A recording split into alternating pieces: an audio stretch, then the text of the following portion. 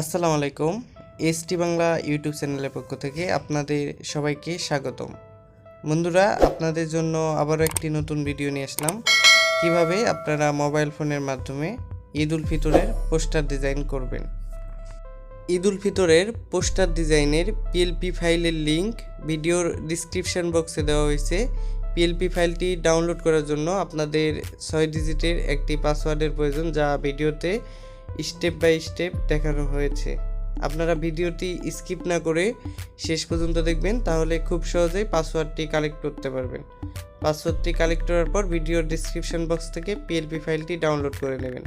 Download করার পর Pixellab অ্যাপসটি ওপেন করবেন। ওপেন করার পর বাম পাশে 3 ডট আইকন থেকে ওপেন পিএলপি ফাইল অপশান থেকে আপনাদের পিএলপি ফাইলটি অ্যাড করে নেবেন। অ্যাড করার পর আপনাদের পছন্দ মতো ডিজাইন করে নেবেন।